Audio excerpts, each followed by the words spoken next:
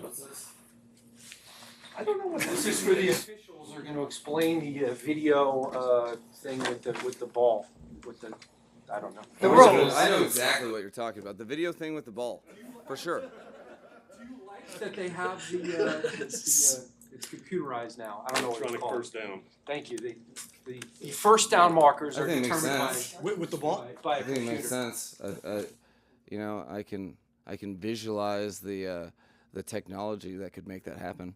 So, I mean, I think it's good.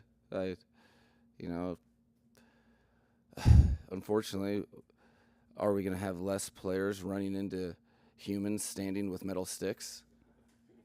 Because if that's the case, I don't want any part of it. I wanted to go inside your brain a little this morning. One thing that I was curious about. Very invasive, bro. I was curious about this. I know you said, in the season-ending press conference last year that fining guys for tardiness did not work. You're such a nice person who has forged good relationships with players. How much thought did you give early this offseason to whether you needed to become more of a jerk, more of an SOB, more of a hard-ass type coach? Is that something that you thought about? Could you take us through your thinking with that, and have you? You're damn right I thought about it. No, I think, you are, in practice, if you're doing your job right, you're both assessing how you do things and how people receive things. I think it makes it pretty easy, with the nucleus of the team spearheading a motivated locker room to be accountable to each other. That for me, it's easy to evolve into what's best for the players. That's kind of been the journey of life. For me anyway, so is it hard for me to post in front of a team meeting people who got fined for doing something outside of what our standards are? No, at all. It's absolutely not. It's very easy. I think there's a lot of scars with professional athletes, and to gain their listening, you have to earn trust. And it's been notable how I've attempted to earn trust, with players, and that's not to be confused with setting out expectations and delivering on those. So I think, with time, and putting together the right group of people, it's very easy for me to hold players accountable, especially when they don't hear it wrong and know it's for their benefit. So that's I think I answered it, maybe.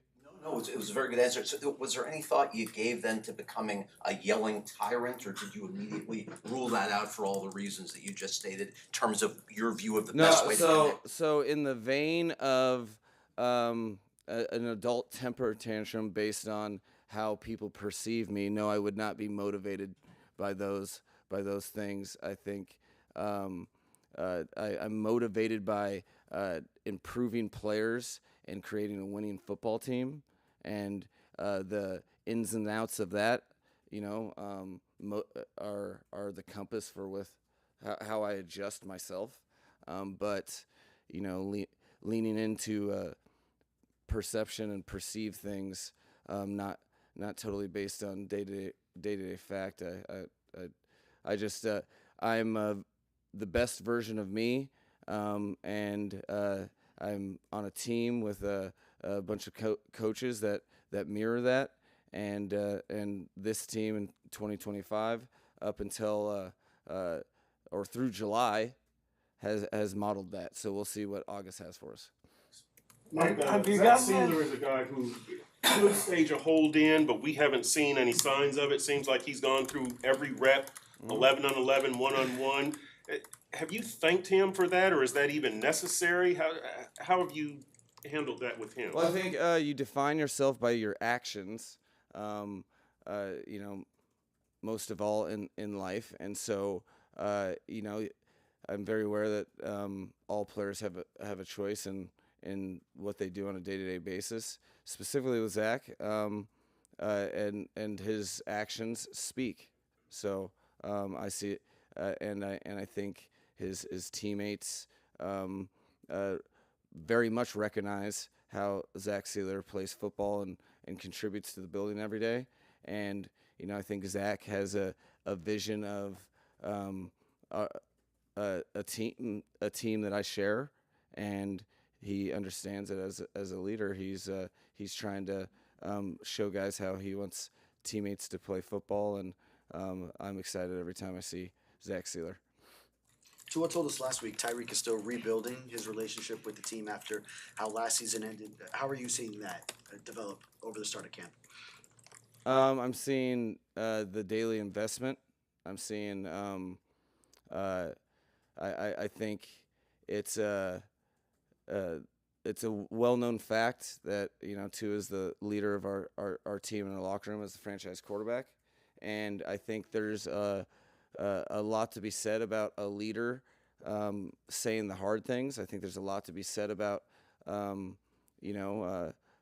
Reek and how clear they've been towards each other, so that these conversations that you can say these things and call a spade a spade. I see that as grown man stuff. Ayla's watching. Grown man stuff like that is real. That relationships aren't created in a vacuum of dandelions and daisies. Relationships, real ones, ones that matter. You go through a process of earning and delivering on trust. So what I've seen is it's important. It's important to the players on this team that they are connected to each other, both on the football field and off. And when you have people going in that direction and focused on that,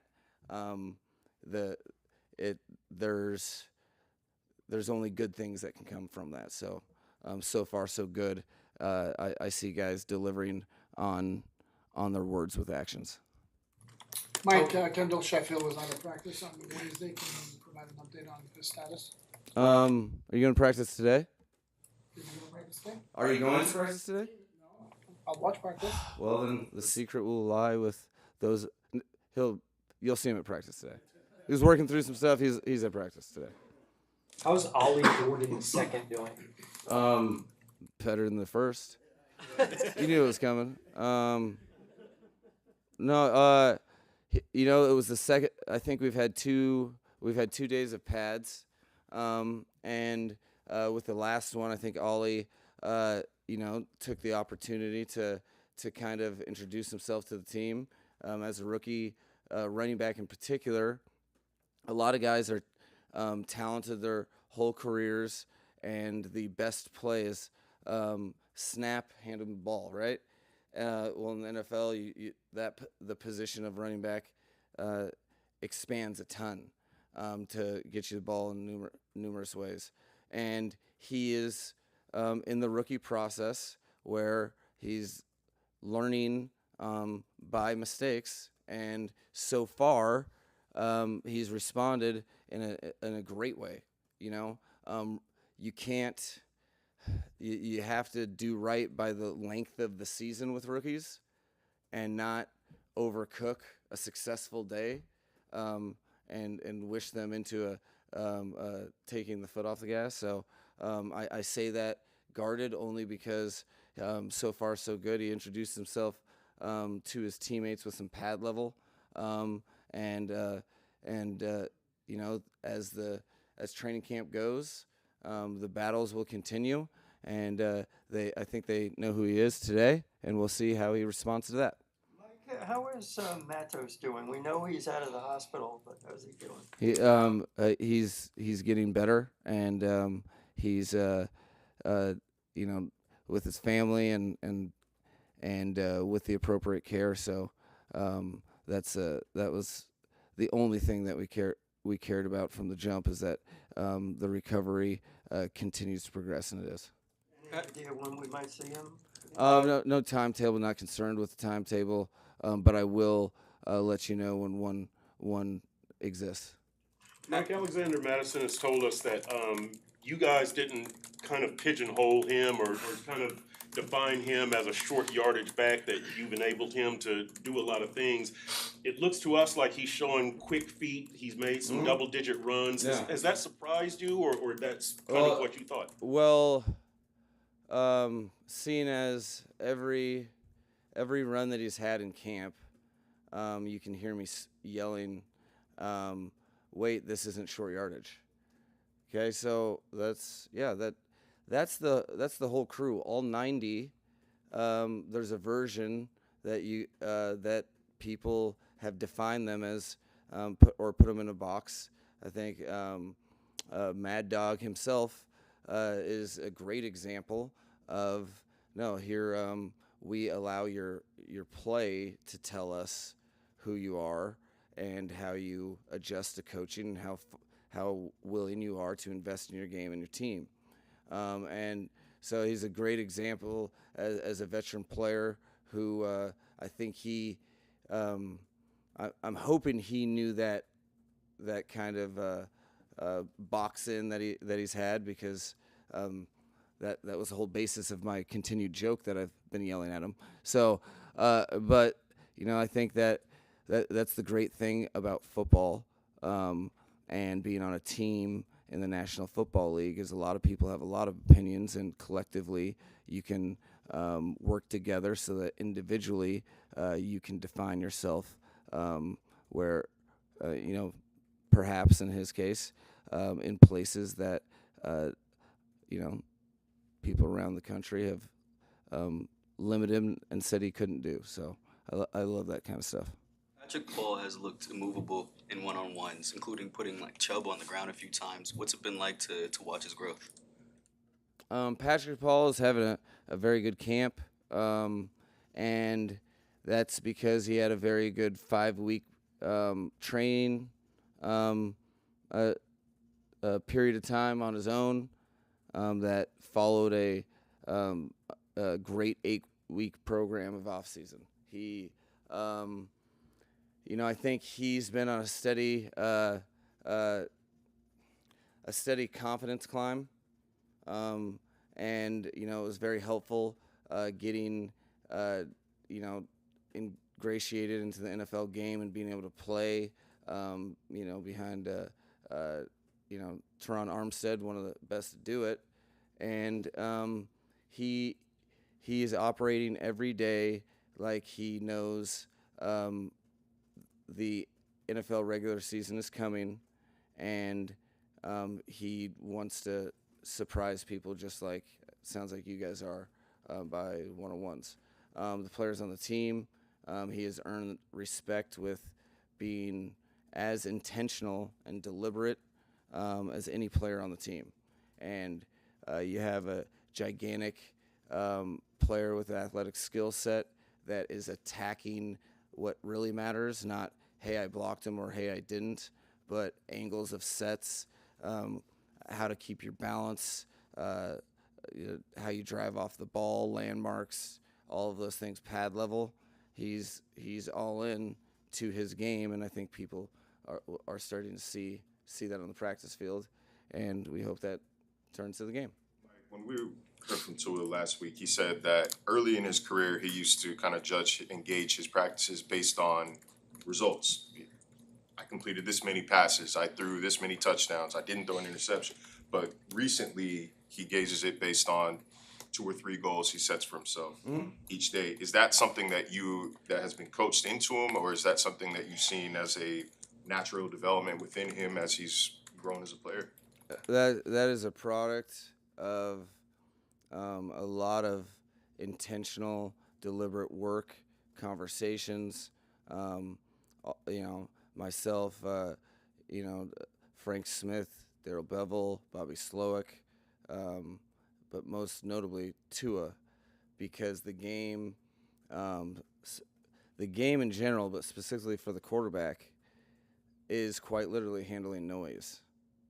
And when you are able to go through a practice and focus on specific things to your game and not results, you're training,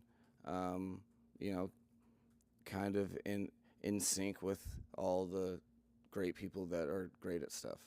You have to. It is a daily challenge. He's working on stuff that philosophically I believe is gigantic for mastering NFL quarterback play, and that that's the meat and potatoes of it.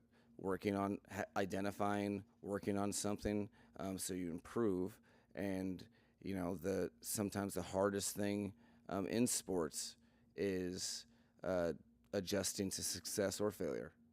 And when you aren't, your motivation is not to do anything but get better, generally you get better. So I don't know about you, I'm fired up about him getting better. You fired up about him getting better? Sure. Come on, man. You don't love ball. I see everybody doing well. There we go. Mike, when you have two guards in Jonah and James that have primarily played when at guard on the right side in their career before here, how do you decide who ends up what spot, given maybe both are their comfort zone?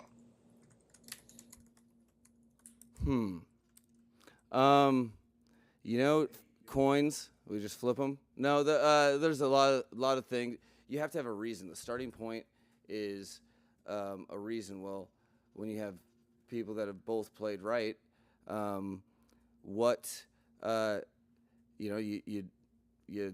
try people at who should be the left. I know you want me to tell the world, and I'm not going to, but not just yet. But I think you have to spread reps out and get guys comfortable, and to do that, you need to make them uncomfortable at the beginning. So you throw them in there, see how they react, but you don't try to all of a sudden make a rash decision. You think through, all right, can this get better? Because the first time you do anything is going to be the first time, and it's going to be its worst. So we mix it up, try to have a sound reason that we do things. For me, I wanted to get Jonah started at something. As a rookie, you have to reframe your game anyway, so it's important to get him work at left. James has had work at left in his life, and we'll see what comes of the reps that they're utilizing, both in walkthroughs and in practice. But for a rookie, we'll start him out at one spot, and then once he knows the offense and what he's doing, if there's an appropriate reason, we'll move him. Other than that, or we'll keep him there, or we'll play him at tackle. Who knows? There's still a handful of marquee name cornerbacks available. Have you and Chris decided to bring any into the building for visits in the coming days? We're always looking at improving the roster. I'm excited about the practice today, and we have the way the players have been developing. I have more than enough to keep my attention, but we're always one day away from making a move at any position, because we're constantly trying to improve the team, and that's part of it. Thanks. Thanks.